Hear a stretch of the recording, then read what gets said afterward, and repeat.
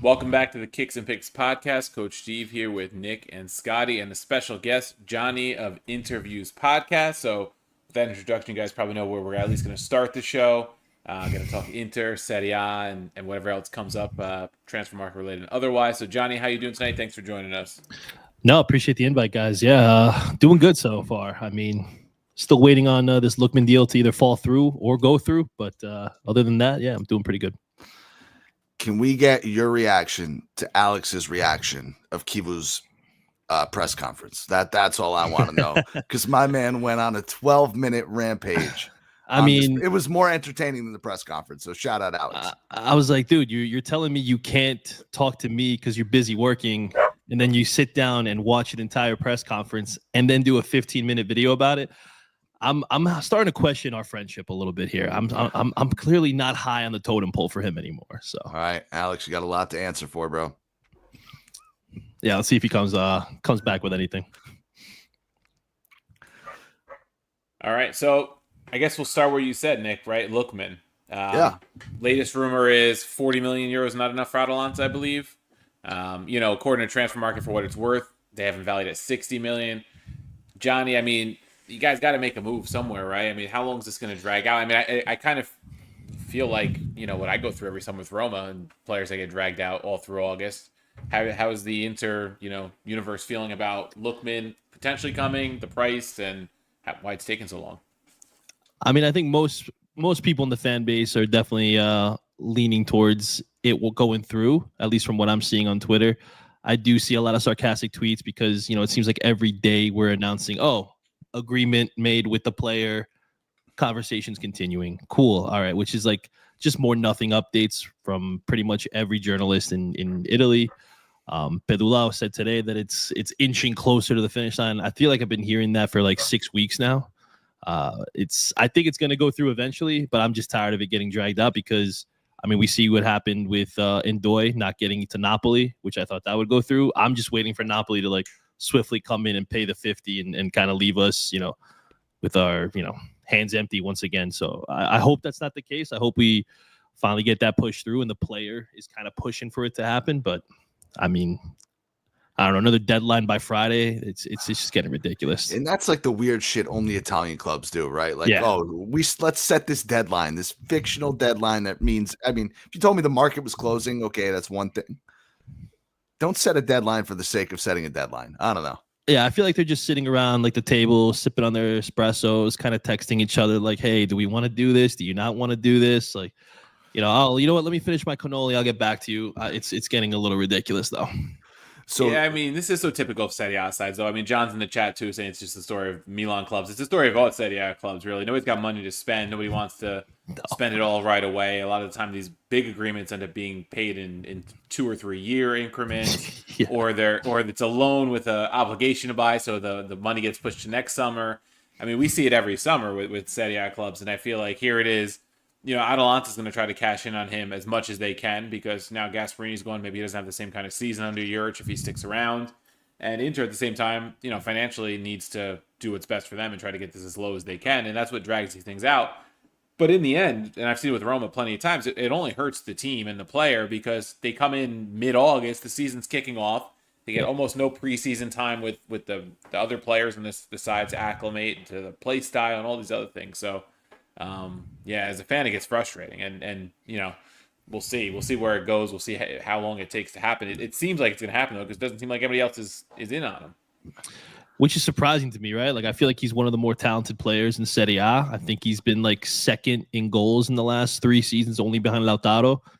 I don't know how more teams aren't interested in him. I felt like when he was at Everton, there was more teams that were interested in hopping in on him, which makes zero sense to me. And now that he's actually performing, nobody seems to want to make an offer. I know a lot of the big Serie A clubs don't have money to really splash around. I get that, but you mean to tell me no EPL club wants to come in and buy him for 50?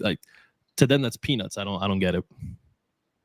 I think the problem with the Premier League clubs, they saw what he did when he was in the Premier League. He had some good goals, but he wasn't a consistent player. I think that was the main problem. It could have just been he was younger, right? He was early 20s at that point, so maybe he's a more polished product at this now in this stage. But I don't know. I think the caliber of club that would be going in for him may also not be that appealing to him. Right. Would he want to take a step back and go play for like a mid-table team, right? Like Brentford have a ton of money right now selling their best attackers. Would make sense, although Thomas Frank has obviously moved on. But would Lookman really want to go there? Like that's not necessarily a step up for him, especially when you're considering he's probably wherever he goes next is probably going to be where he finishes the prime of his career. That's well put. That's really well put. Yeah. No, and listen, he has his flaws. I'm not looking to make this a Lookman show, but he's a guy that, like you said, inconsistent. I'll put it that way. Tends to be selfish at times, but the talent is there. When he's on, he's one of the best players in the league. The other thing is you're going to miss him for a month or more with AFCON, right? He's a guy that hasn't shown he could stay on the field for an entire season.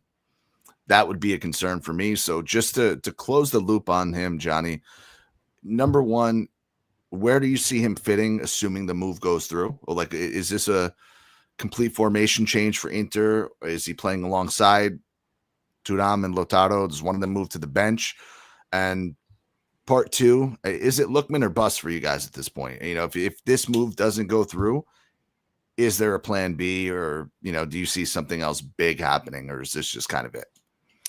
Well, yeah, it looks like it's going to be a formation change. I mean, they're saying it's going to be a switch to a 3-4-1-2, where it looks like Lookman would line up behind Lautaro and Thuram, which would be just a nasty front three, to be quite honest. And I think that this has to be Lookman or bust, considering the rumored plan B would be Nico Gonzalez. Ooh, I would rather play with 10 men than have Nico Gonzalez at my club right now. So if we don't get this deal across the finish line, I mean, there are some other options. I would like to, trying to give a shout out to Uncle Sharma. He did a really cool deep dive on potential alternatives that wouldn't be Nico Gonzalez that I can get on board with a couple. Lois Openda being one of them. I think that would be like a pretty interesting profile to look into. Now, whether Inter actually go after that, that's a whole other question. But if we don't get this done, I am pretty worried that we're going to splash the cash on yet another wrong option, kind of like how we did when Thuram got hurt 3 seasons ago and we ended up shifting to Joaquin Correa.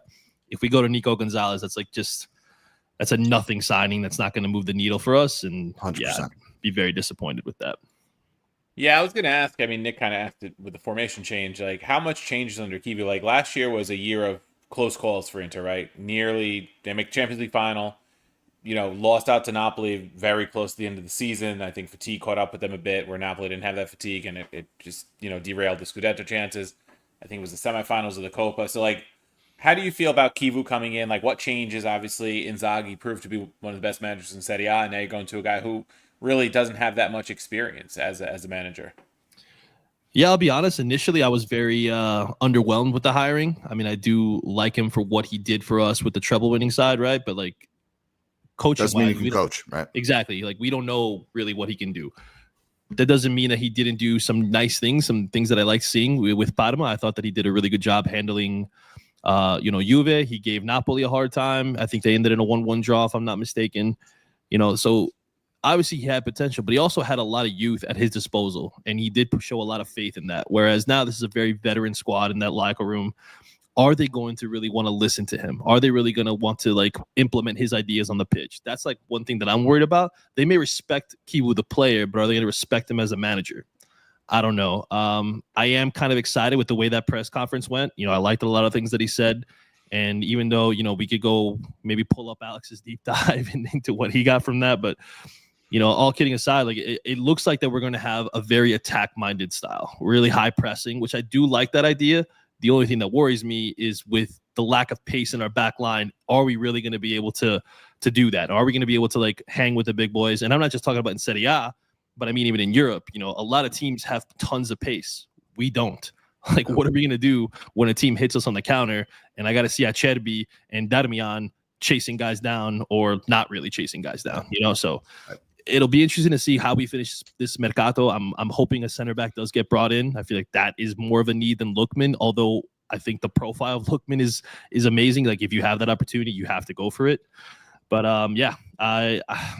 it's a lot of unknown, but I am somewhat excited about what the potential could bring. And there's almost something to be said about I don't want to say no expectations. There's always expectations for a club like Inter, but you're not the defending champs. You have a new coach. Maybe a little bit of that pressure eases off of these guys. And let's be honest, we need a bounce back season from Lautaro. You need a bounce back season from Thuram. They ran out of gas 2 years in a row towards the end of the season. So you probably want to see a little something from those guys. Maybe this is kind of the formula to make that happen. I don't know. I'm trying to be a little bit glass half full here, but Yeah, I mean, look, I would even throw in Barella in that. I thought last year was a huge disappointment, and he's like my favorite player, and I felt like it was just very flat from him in a lot of games. And although he did do some incredible things, and the effort is never lacking, sometimes he just didn't have the passing, didn't have the man marking that you would typically see from him, and the ability to chase down a guy and recover the ball. So hoping that he can bounce back, but then, some of these young guys that we did bring in, like Sucic especially, like he's like a guy that I'm super high on. I'm hoping that he can, take over that Mkhitaryan role, because that guy needs to be taken out back and finished off. But yeah, we'll see. We'll see if these guys are able to recover from last year and kind of have a little bit of a chip on their shoulder, because quite frankly, I mean, going trophyless, especially with the expectations we had going into last season, is very disappointing for sure. Yeah, so like what I'm wondering about Inter, they're getting older, right, for the most part. Yeah. Like you mentioned, the back line is old. There's a couple other players that are getting older. The whole Çalhanoğlu situation where he wanted out, but now he's staying, like that, you wonder what it does to the locker room, especially with a young manager who may not have the same kind of, hold on the locker room that Inzaghi had. To me, Napoli's gotten better. I know they're going to have European football next year, which is going to wear on them a little bit more. Conte's usually not as good when he has to play European football, but when I look at the odds at Napoli at plus 200 and then I see Inter at plus 250, to me they're the top two teams in the league still. But sure, I don't feel Inter, even with Lookman, has gotten that much better. Whereas I feel like Napoli's made some moves that has made them better. Like, do you think that extra football for Napoli with the moves that have been made so far by Napoli and then the Lookman deal possibly happening, is Inter good enough, do you think, to hang with them for 38 matches? Because I don't know if they are. I mean, I'll be honest, I think that they are, and I only say that because when we had Conte, even though we did bring in players, he still stuck to the same guys that he had faith in, right? Right. So it's like, even though he may have signed Lorenzo Luca, is he still going to want to play Lukaku every game? More likely. So the extra competition for them, I think that is going to be a little bit difficult. Now, is he going to just go ahead and punt the Champions League because he's going to focus on going back to back? That very well is a possibility, and then it would be difficult for us because, I mean, Inter want to be competitive on all fronts, so they're not really going to just focus on one. So yeah, we'll see how it plays out. But if he does decide to, like, hey, I want to, like, on Conte, I mean, want to prove myself in European football and kind of show that I can handle two, that might leave the door open for us to be able to overtake them in that Scudetto race and maybe at least get one trophy out of it this season. And it's so interesting you say that, because that's what people are kind of expecting. That's Conte's MO. I know Napoli's in decent financial shape. They spent a lot of money this year. Every Italian team needs money. So, like, any 3 points you could pick up in the Champions League and those millions that come along with it, every little advancement is going to be important. So I'm sure he's going to be under a lot of pressure to, at the very least, make it out of the group stage, right? So it'll be interesting to see how they start off the season.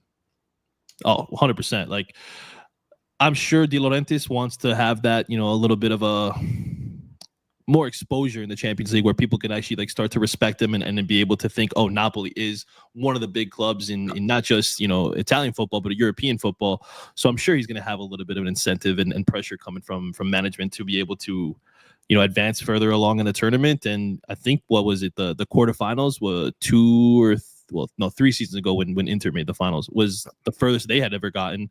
Yep. So, like, I'm sure, like, if he has the opportunity to make it not just to the round of 16, but quarterfinals and maybe semis, that may be where the focus shifts, and he's gotta perform there. Yeah. So, sorry, quickly, just to bring it back, because it went off on a little tangent a little early. I apologize for that. We talked about Lookman. Coach kind of mentioned the Çalhanoğlu saga and transfers in and out. Just take us through quickly any other big moves that Inter's made. You mentioned Sucic, who came in. What you're expecting from these guys? Is he going to come in and fight for a starting spot right away? Is Mkhitaryan? Jesus, dude, I don't know how many so I go on Gianni's show. I don't know, 5-6 times a season, I would say. I'm waiting to like not talk about him, and somehow every episode we're still talking about him. I don't know. This guy's got 9 lives. It's incredible to me. So, like, what do you see as the plan based on who's come in, who's stayed, what the team kind of looks like now? Just take us quickly through anything else, Inter. Yeah, I mean, I think a big thing is now it looks like with the deadline approaching that we are going to hang on to Denzel Dumfries. Like, he did have a release clause of just 25 million euros, which to me is insane. That expires tomorrow. Nobody seems to want to trigger that, which fake deadline. After the year he had, 25 million, I would have snatched him up immediately. I think the guy was phenomenal. And listen, how much I hated that guy. Like, I just would rip on him any chance I got. Incredible year. Like, I have to tip my cap to him. Like, he just unlocked a whole other level, which was massive for us. And I would say he was the big reason we even made it to the Champions League final to begin with. So having him stick around is huge because a new signing that we had, Luis Enrique, don't think that he's ready based on what I saw at the Club World Cup. Like, that guy, I'm really worried that he's going to be another, Jonathan type player, or, Dalbert, one of those like Brazilian guys that we got, tricked into signing from Ligue 1 and ends up being a massive flop. But who knows? Maybe it just will take some time for him to develop and be able to help us out. We were able to get Buchanan out the door, get some money back from that original signing, and still keeping, Di Marco and Augusto on the wing backs, hanging on to a guy like Bastoni, who Al Hilal was apparently, trying to bring him with Inzaghi. The fact that he, is committed to sticking around is huge. So happy to have him, and hopefully he can still be a pillar for us, going into the season. And then you have, Barella and Hakan and now that third midfield role, which now with potential formation changes, is it just going to be maybe, a rotation of Barella, Sucic, Hakan, and you kind of just intertwine and kind of like move them around as needed kind of thing there. And I'm excited for Sucic. Like, I think that the guy is just one of the best talents to come out of Croatia in the midfield. You look at names like Modric and Rakitic, Kovacic, they just had a pipeline of midfielders, and I feel like this is another one in that lineage who's going to be able to perform. I just worry that, if he does too well, some other team's going to come knocking and try to buy him, so sure. It'll be good to see how these guys develop and mesh and what tactics Kivu really decides to implement. You kind of saw glimpses of it at the Club World Cup, and the only thing that worried me is, the same things that bothered me under Inzaghi. We would control possession, would create millions of opportunities, but the finishing just wasn't there. So Kivu being a defender, is he going to be able to work with, guys like Lautaro, Thuram, Boni, who I didn't even mention, another signing we got from Parma, who I'm, pretty excited about. Everybody was high on him. Yep. Yeah, who I think could be, just a great signing. And, people were kind of scuffed at the price of 25 million euros. I think that could be a bargain in a year or two if he continues to develop the way he has. So it'll be interesting to see like what we're able to do, if we're able to compete on all fronts, or if, maybe management, not directly, but kind of indirectly kind of hints that, hey, let's focus on winning the Scudetto again and kind of putting all our eggs in that basket and maybe, give some of the Primavera guys or the U23 guys, now that we have that team, to be able to participate in the Coppa Italia and not put much of an emphasis on the Champions League. Just maybe, round of 16 is good enough kind of thing. All right. So let's move on to the rest of Serie A. A lot of coaching changes, which makes things very interesting this season. Allegri goes back to Milan, Gasperini to Roma. Atalanta loses Gasperini and brings in Juric, so almost a trade of coaches there, because Juric was at Roma for a little bit last year. Knicks boys, you still got you've got Sadi back. We've got reuniting there. Napoli mentioned still has Conte, Juve still has Tudor, but coaching changes are like the name of the game. Pioli to Fiorentina. What do you make of the coaching changes? How much do you think that's going to affect the league table, aside from transfers, because that obviously changes things too? But who do you think did the best for themselves? Who do you think maybe hurt themselves the most? And how do you see the league shaking out this year? Look, I think it's going to be like somewhat wide open for the European spots. I'm not just saying for just obviously Inter and Napoli are probably the favorites for the Scudetto, but I think, with the European spots, I think it's going to be interesting to see, Allegri only has to worry about one competition. That guy could, they could win 38 games, 1-0 for all we know, it's just the way that he plays. And I feel like that's going to be a really good hire. They got rid of some of the locker room cancer, obviously in Theo Hernandez, so maybe they're able to be competitive there. I'm not the biggest fan of Pioli, for example, but I do think that the guy can maybe help Fiorentina. I don't know why, honestly. I would like to know why Palladino left, to be quite honest, because I thought that he. I wish Lazio went for him, man. That kills me. Yeah, it does kind of stink that you weren't able to get him, or even like Conceição. Like, I think that he would have been good for Lazio too. I don't know the hate with him, and then just even thinking about Roma getting Gasperini. The guy is able to do good with a lot of youth players. He's able to develop players very well. The spending that Roma has been able to do, I like a lot of the signings that they've been able to bring in. So, like, I feel like that can help them be competitive as well in European spots, maybe even be competing for top 4.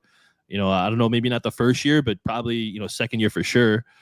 And then, I know it wasn't a coaching change, but I would say Como being able to hang on to Fabregas, who was like Inter's top target. That's the guy that they really wanted. I think that's going to help them be able to be competitive, especially with the money that they're spending as well, to kind of stay the course and maybe even be competitive for a European spot themselves. So, yeah, it'll be I think that it'll make things a little bit more interesting at the top for sure.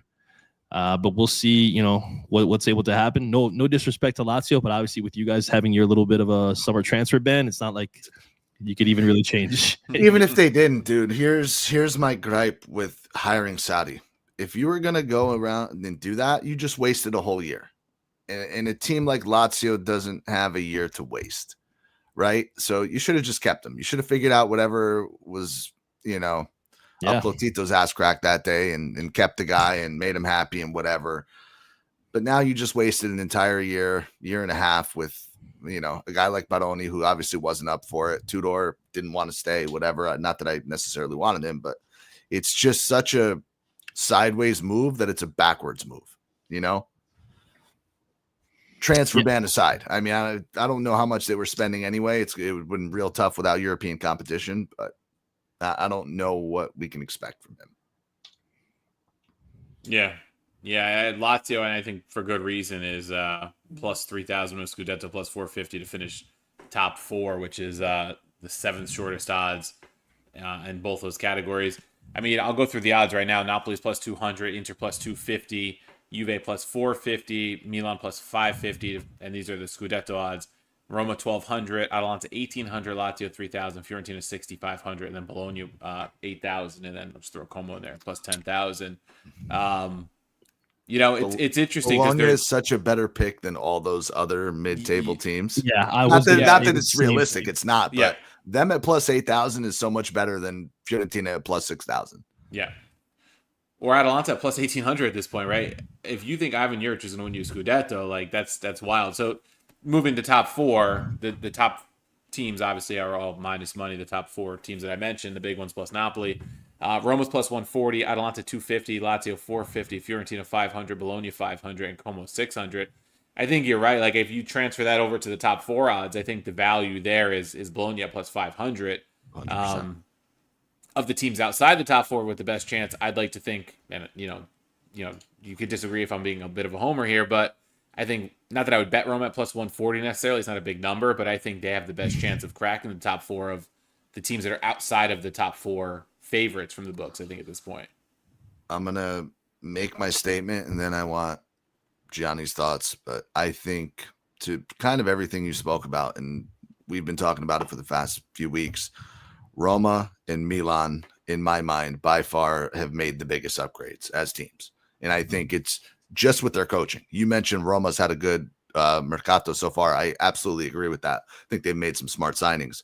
I don't know what's ultimately going to happen. I know it's a question for later in the show with one of their forwards, but I just think they ended the season so well. They brought in the best coach of anybody, pretty much in the league. So I think there's a lot of runway for them to continue that. And then Milan, we kind of talked about, they finished in 9th place, man. There's literally nowhere to go but up. Allegri is the guy. I don't care what anybody said. He's the most disrespected coach of my lifetime. The guy just gets results. So when they go in and he's going to beat Lecce 1-0, that's 3 points in the bank. I wish my team had that. So I think he'll do well. Like you said, they got rid of some bad actors on the team there. Those two teams have a lot of room to move. And I think, quite honestly, Fiorentina got worse. I think Atalanta obviously got worse. I think Juve has not improved. In Inter, we don't know yet. So those two teams for me have the most upward mobility. Yeah, I mean, I would agree with you 100%. Honestly, like if you told me right now, gun to my head, who's my top four, in no specific order, I'm going, Inter, Napoli, Roma, and Milan. Like that's where I think it's going to end up going. Like obviously, injuries can happen. Things can play out in a different way, of course. But I think in terms, like you said, like players that they have currently, managers at their disposal, I think that those are going to be the ones that are going to be competing from start to finish. You could have some surprises. Obviously, Bologna. I know you love them, Nick. I still think with Italiano and the players that they have, and even some of the old heads that they brought in. Like that's going to be a specific level of leadership that has not been on that Bologna team in years past. You have European winners on there, Scudetto winners in Berna. I think that's going to be really good. To just have him be a presence there. And I think that he'll be a good influence on Orsolini as well, and maybe be able to help him in some aspects. So I think that'll be good for them. And then Como, I feel like there's such a dark horse, not for top four, maybe maybe outside chance, but really just getting into Europe. And the things I saw with Fabregas, I'm a big Martin Baturina fan that they signed over in the summer, and then having, keeping Nico Paz, like the guy was massive last year. And I wish we could have had him personally, but yeah, it'll be interesting to see how they play out as well. So, all right, it's interesting you said that. I was going to ask you if you subscribe to the hipster pick of Como in top 6 or top 7, or if you were on the outside. I get it. I get the appeal. I see, get the appeal. It's, the problem is like the hipsters are picking it because they like the kits. Like I'm doing it based on the players that they brought in and who they hung on to. So listen, we were all over Nico Paz last year. The guy is an exceptional player for his age. Like you said, the fact they were able to keep him, we cashed a lot of goal scorers, a lot of shots on target plays for him last year. So happy to keep him in the league. But are they really going to finish higher than the 4 teams you mentioned, plus a Juve, plus a Fiorentina, plus a Bologna, plus a Atalanta or Lazio? It's a tall task. You had to throw Lazio in there, huh? You really think they're there? I don't know. We'll see.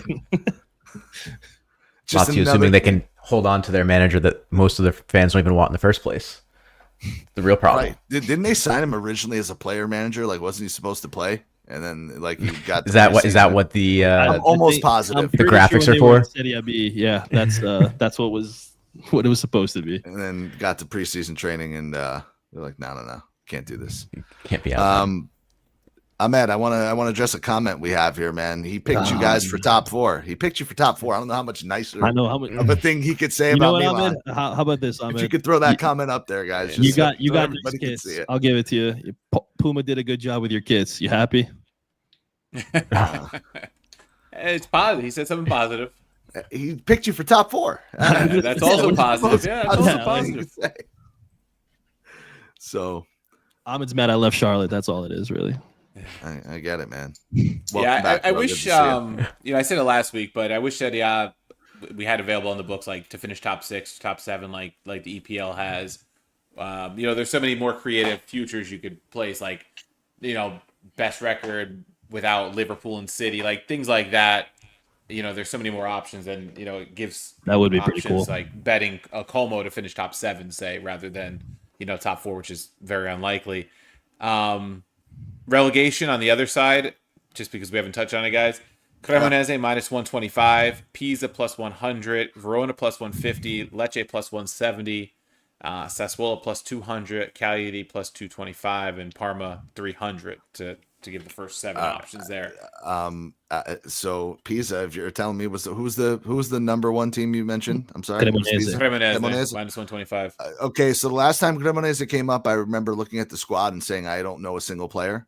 I don't know what their squad looks like. I don't have it right in front of me, but minus 125 to go back down. Like, me, that's not a number I like to invest in for futures, but that's like a 10-unit future, I would say, at minus 125. Like, how are they staying up? Who do they have on their team? But you can interest me in Cagliari as a value bet. I think it could be a year Cagliari goes back down. I just don't think they have anything going for them. Gun to my head. Oof, yeah.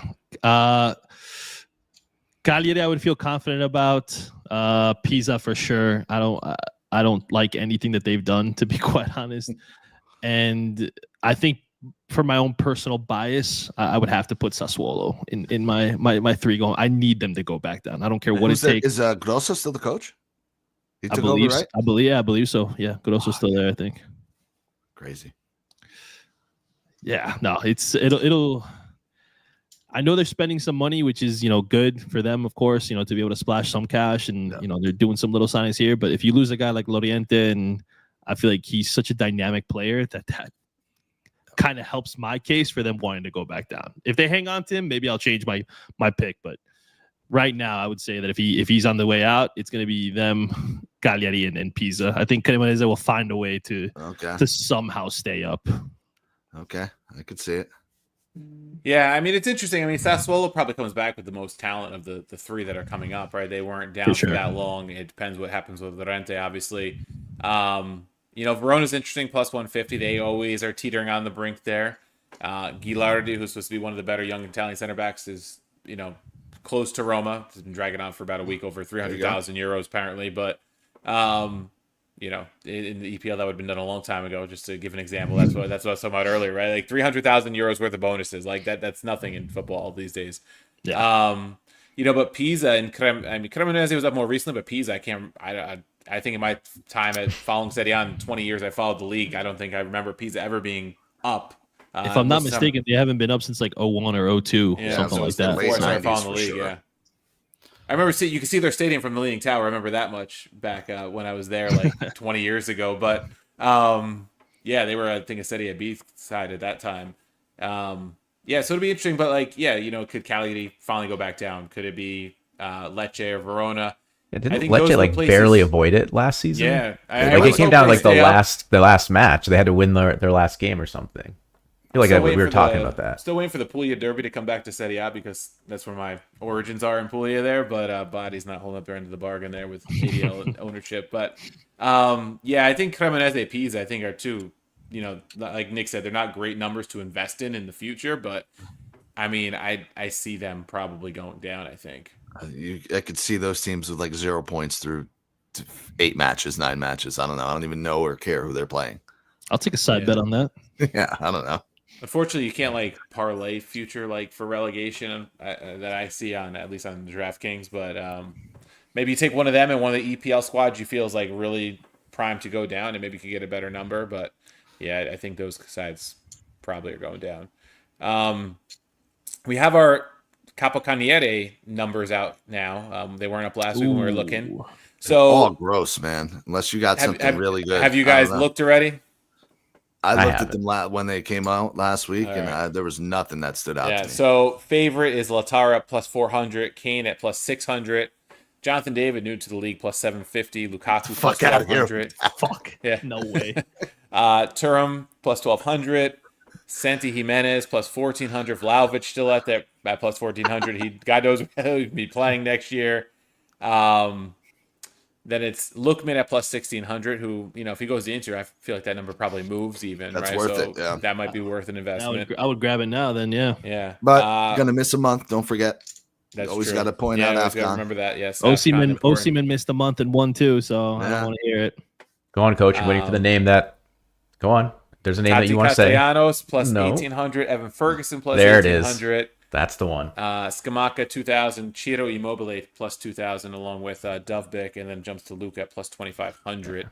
The Ferguson one, I thought it'd be a little bit longer actually because he's not the guaranteed starter. But if I was looking for a dark horse to throw a small wager on, not that I think he's gonna win Capo. You got to find value in players like that, right? Lorenzo Luca, get a hot start. I think Vitegi was plus 4,000 last year. Yeah. Those are the kind of guys you got to look for because there's not a lot of value in Lautaro at plus 400, right? No. Capo's too hard of a bet to win, I feel like, to lay money out for plus 400. No. Kane, does he do the same thing under a new manager? It's tricky. I don't know if David does it, right? So, I start looking around that plus 2,000 range. If I'm going to probably put, a small wager on something. And Ferguson, he's off to a hot start in preseason. Obviously, they haven't played anybody yet. But in the football that Gasperini plays, guys can explode. Young, talented players like that can. That to me makes him attractive. I'm not seeing many other names that even have bigger numbers are attractive either because of age, because of injury history, like a KDB or a Dybala, or guys like that. They share minutes or they're not an out-and-out striker. So I think like Nick's right. Like the favorites, the numbers aren't that favorable, but like if you want to put a wager on something, Was just to have Lukaku something, even mentioned? 1,200. He was 1,200. 1,200. Okay, 1,200. Fourth shortest odds, yeah. I mean, am I crazy, Scotty? You've seen Ferguson play in the EPL. No, I think he's got. I mean, the thing that people don't realize is like he is really young. I think a lot of people forget that when he was playing for Brighton, he was still a teenager. Yeah. And so, is this maybe a season too soon? Possibly, but we've been talking the last 2 or 3 pods about how we all like Roma as like our favorite, dark horse, future pick to win to win Serie A. So if we're gonna like that as a dark horse, they're gonna have to score goals, right? We say that a lot too. Yep. If you want to win the league, you have to get 3 points. And get 3 points, you gotta score goals. So I don't mind it at plus 1,800. Yeah, coach. I mean, I guess your point is, do they bring him in slowly? Maybe he doesn't start the first 6-8 matches. Maybe he's got to take a little bit of pressure of performances coming on as a super sub or an injury to get into that starting 11. But I certainly think he has the ability. And if we all think Roma are going to be a potential Scudetto contender in some capacity, enough to like consider them as a future, I would think you'd have to consider Ferguson then for this. And there's not a necessarily, I don't think there's a good pick, but I don't think there's a bad pick because 3 guys had 15 goals last year? If I look back, right? It was Retegui, Keane, and Lookman who had 15 plus. I don't think anybody else had 15. And I think that's a good endorsement of Ferguson when you think about it, right? 2 of those guys were playing for Gasperini last year. Right. Yeah. Yeah. Very true. So it does make guys like that attractive. And we're going to talk about Dubik. You mentioned with the Lookman stuff. I don't know. If Dubik goes like that right away, they're like he's the established striker at that point, even if it is just for a few weeks.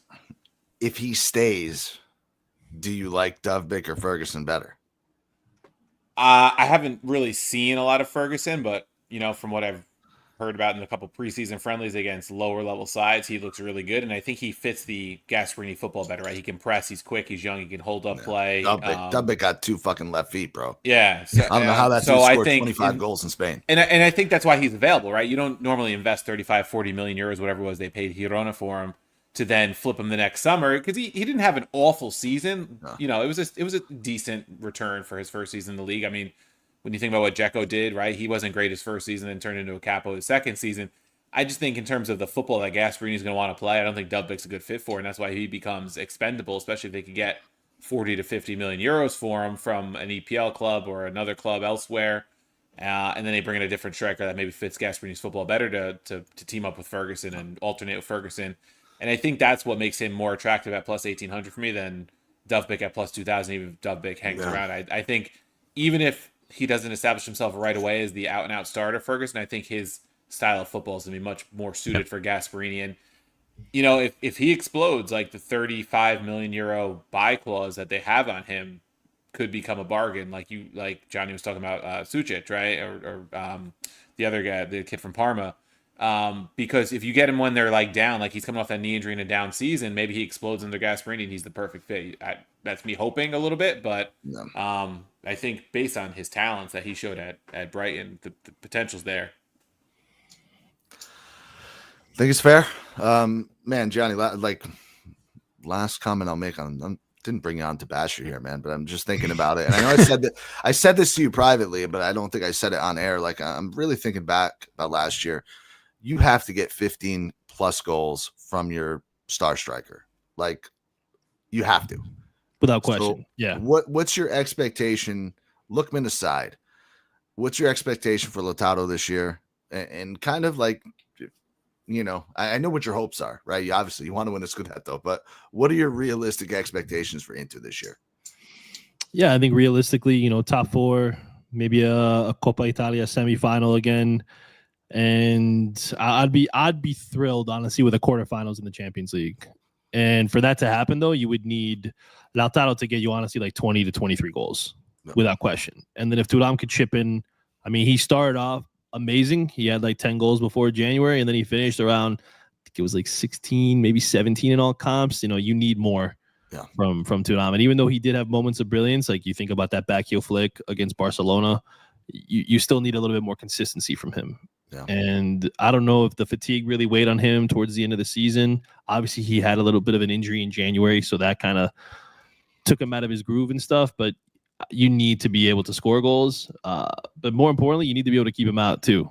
Like, I feel like our defense became a bit of a mess, really, in the back end towards the end of the season. I mean, yeah, we did beat Barcelona, but we also gave up 6 goals over those 2 legs. Like, there was times that we were just getting absolutely cooked, exposed in the back end. And granted, you're going up against, Rafinha and Yamal, who are more direct type of forwards, and they'll take on their man and take shots from insane angles, but you still need to be able to negate that, and we just struggled with it. And I'm hoping that Kivu brings a little bit more of solidity in the back end and kind of gets those center backs to playing back to their potential.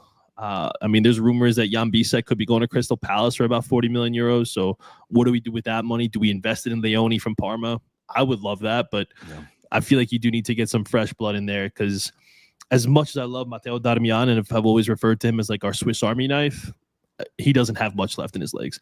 Right. Cherby, for all he did well, he's got nothing left in his legs. De Vrij also taking a step back. Like, is it just going to be Bastoni and hanging on for dear life? I hope that's not the case, but yeah, we'll see. We'll see. I think top 4 is the realistic thing, though. Like, even though there's a lot of question marks, I think talent-wise, we're better than pretty much every other team except for Napoli, if you really want to like look at it just on paper. So top 4, if we win, great. I'd be obviously over the moon for that. But I think realistically, if I kind of curb my expectations, top 4 is where I'm at.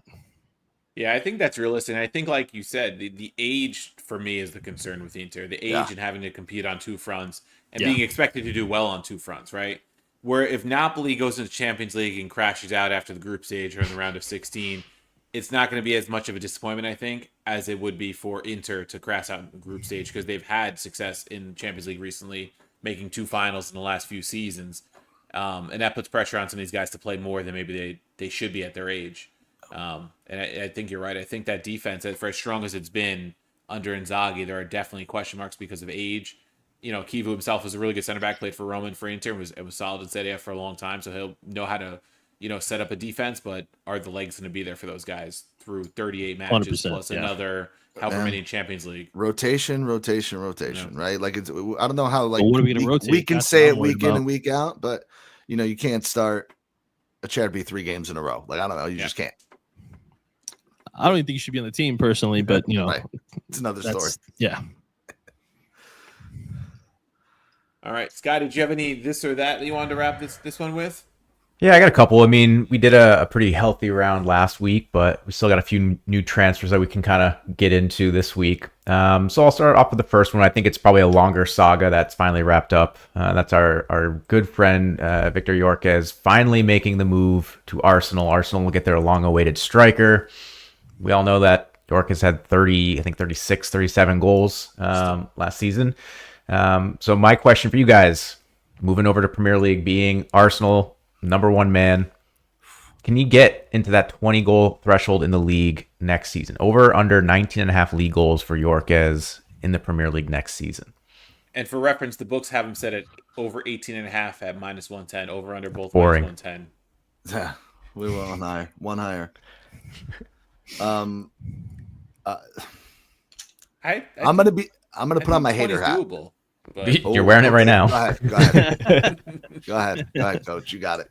No, I was just saying, I think 20 is doable because Arsenal has enough pieces around him that he should get the service to finish 20 goals if he plays enough matches. And spent a lot of money on. They're going to need 20 from him if they're going to challenge Liverpool and City and these teams at the top. I was going to say Scudetto, but for the EPL crown. I think it's doable. Does he do it? We'll see.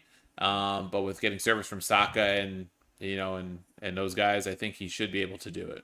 And the expectation, I think, should be 20 goals from him. I agree with your expectation. I agree that if they're going to win the league, he's going to have to score 20. But I look at this guy, like, I don't want to say he's a flash in the pan. That's not fair. He is a very talented player. He also did very well in Europe the past couple of years. But he's only just really figured it out the last season and a half. Yeah. This is a kind of a journeyman guy. I think his best output before this was with Coventry, right? He played for them Yeah, for he's a playing long in the time, right? championship In the for a bit. championship. So I don't think he even did all that well there. Playing in Portugal is not the same as playing in England. It's just a fact. Yeah. So can he do it? Absolutely. We saw Haaland make a big jump and come to England and scored 20 plus goals right away. He has a great profile, but I have to see it before I can back it up, right? Like 20 goals is a lot of goals. 20 goal strikers do not grow on trees. That should be the expectation. They paid a shitload of money for him. It is kind of the one missing position. We talk about Arsenal week in and week out. So should he do it? Yes. Can he? That's another question as far as I'm concerned. Didn't realize he was 27 years old. I didn't realize he was like been around. German for that long. Yeah, he's been around. Yep. Yeah. Yeah, I think it's interesting. I mean, I pulled this up because it's also kind of an insult stat. Can you guys tell me how many double-digit goal scorers Arsenal had on their team last season? 0. Yeah. Leading goal scorer, Kai Havertz, was 9 in 21 starts. So if Kai Havertz in 21 starts can get 9. Oh, that's a great counterpoint. Yeah. Anybody else should If get he 50. starts 35, right? You know what I mean? If he can get a full season, if he stays healthy, right? Like if he can get 34 starts in, you know, Havertz, that all he has to do is keep up that rate that Havertz had, which he should be able to do. He's been a guy that's played a lot of minutes. I'm looking at his FB reference page right now. I mean, in the championship, Coventry City, almost 3,600 minutes, 4,000 minutes. They obviously play more matches there. And then with Sporting, 2,900 and 2,800. And that's without European football. That's just the league minutes. So yeah, he's a guy who's been durable for them. He's played the minutes. So yeah, I think Scotty makes a great point there. If Havertz could do it in 21, there's no reason why in 34, so he can't get close to that 20 range. Gianni, what do you think? Yeah, I mean, I'm going to agree with you, Nick. Honestly, I don't really know if I can see it. And it's not like I'm a Gyökeres fan. Like listen, he's my favorite celebration, like post goals. I love that, the mask. So what I honestly worry about is I feel like some of the service is a little overhyped. I'm not the biggest Saka or Martinelli fan. So like, is it really going to be able to lead to him getting goals in that? Maybe. I mean, but I'm also an Arsenal hater, so maybe I'm just like more wishful thinking than really putting actual stock into it. But is the talent there? Yes. I'm a little bit more excited about the potential that he could bring there for sure, because he's such a clinical finisher, and I feel like he's able to score in tight spaces, and all he needs is really one touch in the box. But is that going to come if he is like, he's going to be the focus now? And even though he was the focus at Sporting, obviously, like you said, Portugal is not the same level. He wasn't getting the same attention. And even though they knew it was coming, they weren't really able to negate it because they just didn't have the talent. So maybe the talent level will make it a little bit harder for him to get those opportunities. Now, that doesn't mean like he may start slow, and then post January, he figures it out and is able to bang like 15 goals in whatever, how many games. So it'll just, I guess it'll really depend on how he starts there for it to really turn. And only 5 guys scored 20 plus goals last year in the Premier League. I just double checked. 29 for Salah, okay. 23 for Isak, 22 for Haaland. Obviously, with a lot of injuries. And Bueno and Wood 20 apiece, and that was it. That was the top 5. Scotty, good line here that you set for us. I didn't even look it up in the books. I'm sad that they didn't just go to 19.5 because 20. It feels like it's the magic number, but we'll see. All right, we'll switch leagues. A league we haven't covered yet on this episode. We'll go into Bundesliga. Bayern making a big move, pulling a player from Liverpool. Luis Diaz is making his transfer over to the German champions for around 70 million euros, I believe. Joining forces with another player that they have on their squad from the Premier League, Harry Kane. So my question for you guys, more combined goals and assists next year. Do we got Harry Kane, who is a prolific goal scorer, okay at setting up his teammates, or Luis Diaz, who is probably the inverse, probably better at setting up his teammates than he is at scoring himself, but not shy about putting a shot or two from outside the box and being in the right places at times inside the box? I have to go Kane. I think. I mean, he had 26 and 9 last year in just 28 starts. 33. That's the other problem. True, but he's taking all those penalties. You know what? Yeah. That really kind of is the deciding factor. All right. For me. You know what, Nick? I'm changing this now. I'm changing this to non-penalty. Non-penalty. Okay. And Now I it's think interesting. I think I'll still give it to Harry Kane. Changing it on the fly. All right, there we go. More non-penalty. Still at 17, not without the penalty. So it's 17-9 when you don't count the penalty. I mean, that's close to what Diaz was at. I think Diaz was like 15-5 or 14-5 in the Premier League. It was 13-5. I just pulled it up 13-5. actually because I was curious. So Yeah. So it's Yeah, I not feel that like- far off. I feel like he was. I don't necessarily think of Diaz as like this super prolific goal scorer. He's a very good. He scores a lot of goals, but he had a lot of bad luck. I feel like this year too. He must have hit the post about 5 or 6 times. Like No, those I numbers mean- could have been higher.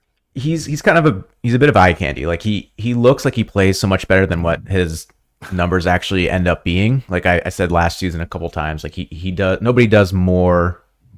No, what did I say? It was like nobody looks like they do more while achieving less. But I also think he gets these patches where he becomes super inconsistent. Like he starts the season last season, he had like 6 goals and 2 assists or 3 assists.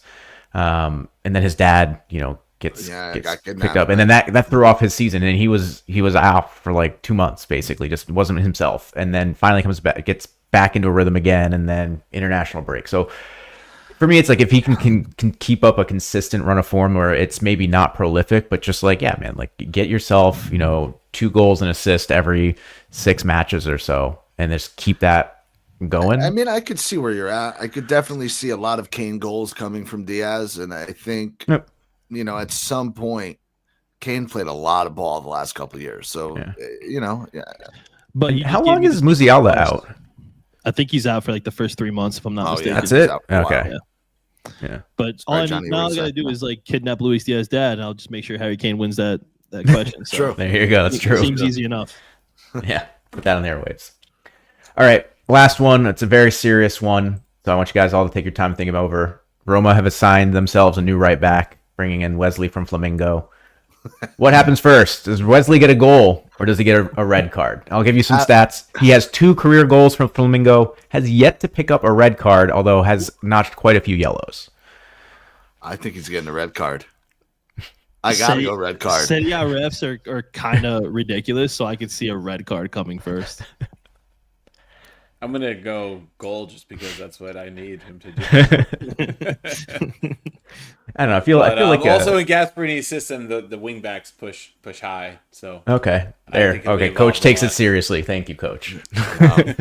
Gotta be red. I'm gonna I think if he be gets pulled that position and has to recover, Yeah, that's the other way. he makes a dumb foul, and next thing you know, it's like a second yellow for no reason. So Listen, I now know what I have to do every episode from the beginning of the season on. We will be betting Wesley cards. That's just it has to happen. So thanks for setting me up for that, Scotty.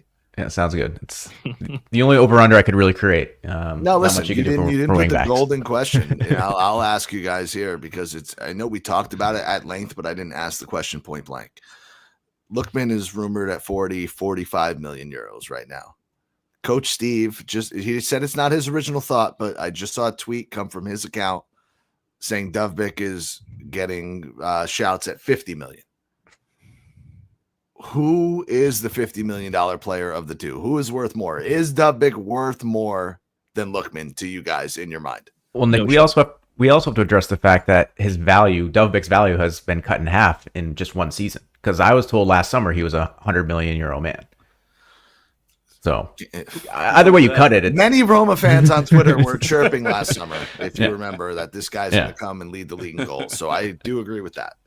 Hot take.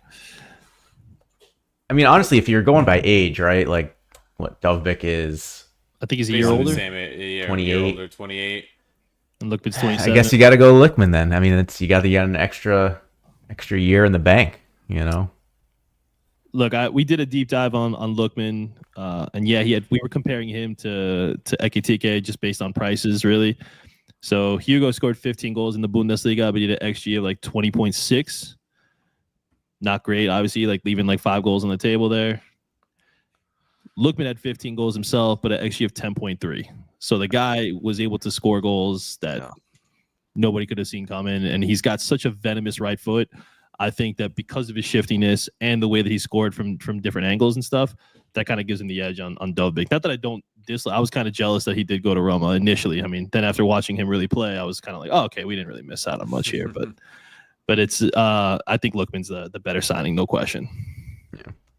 You also didn't tell me that West Ham was one of the clubs talking about to Dovbyk, which then makes that actually completely reasonable because they just overspend on players like Yeah, I mean, ridiculous. if they come throwing 50 million, Yeah. sign me up. No, I can see that. I mean, they just sold Rome will make a Kudus. profit on the last year's transfer after They- the 12-goal season. They sold Kudus for like 60, 65 million. So yeah, I could now I can see that. So That's crazy. That's so so maybe crazy. if you're saying the more likely player to move for 50 million, yeah, I guess at this point it's still. I Yeah. mean, would you at this point, Steve? Would you not take a loss? Would you pay for him? 35, 40?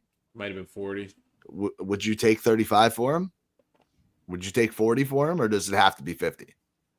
I mean, I think they would probably take 40 because you've already amortized a year of that transfer value off the book, so you would get a slight profit. It's not going to be a loss. About for 8 them, million which profit. which is what they're always looking at. So if they're looking at plus 8 million, I think that plus 8 Only million Italy, is, man. you know, What a clown fucking league, man. It's Seriously. so insane, man. The things that matter to clubs and Yeah. it's ridiculous. Oh yeah, they got to count every It's that penny. book value. Yeah, every euro. So crazy.